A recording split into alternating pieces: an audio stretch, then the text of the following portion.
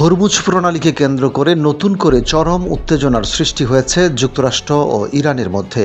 এরই ধারাবাহিকতায় দুই দেশের মধ্যে চলমান যুদ্ধবিরতি কার্যত ভেঙে পড়ার ঝুঁকিতে রয়েছে বলে মনে করছেন আন্তর্জাতিক বিশ্লেষকরা। এমন পরিস্থিতিতে মার্কিন প্রেসিডেন্ট ডোনাল্ড ট্রাম্প কঠোর হুঁশিয়ারি উচ্চারণ করেছেন। তিনি বলেন, ইরান যদি যুক্তরাষ্ট্রের কোনো জাহাজে হামলা চালায় তবে দেশটিকে পৃথিবীর বুক থেকে নিশ্চিহ্ন করে দেওয়া হবে।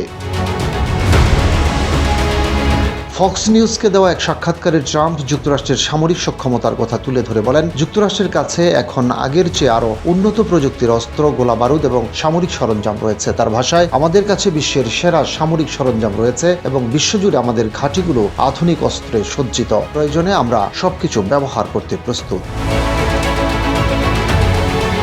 এর মধ্যেই কৌশলগত এই গুরুত্বপূর্ণ জলপথ হরমুজ প্রণালীতে বাণিজ্যিক জাহাজ চলাচল নিরাপদ করতে যুক্তরাষ্ট্র নতুন একটি সামরিক পরিকল্পনা বাস্তবায়ন শুরু করেছে। সোমবার থেকে শুরু হওয়া এই অভিযানের নাম দেওয়া হয়েছে প্রজেক্ট ফ্রিডম। এর লক্ষ্য হল প্রণালীতে আটকে পড়া জাহাজগুলোকে নিরাপদে পথ দেখানো এবং বাণিজ্যিক নৌ চলাচল সচল রাখা। এর আগে ইরান সংযুক্ত আরব আমিরাতের উপর হামলা চালালে ওই অঞ্চলে উত্তেজনা আরও বৃদ্ধি পায় বলে দাবি করা হয়।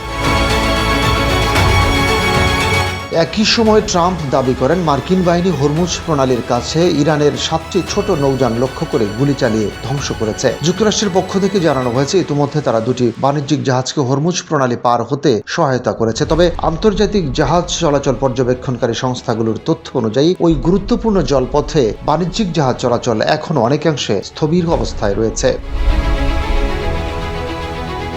ডেস্ক রিপোর্ট, বাংলাবাজার পত্রিকা।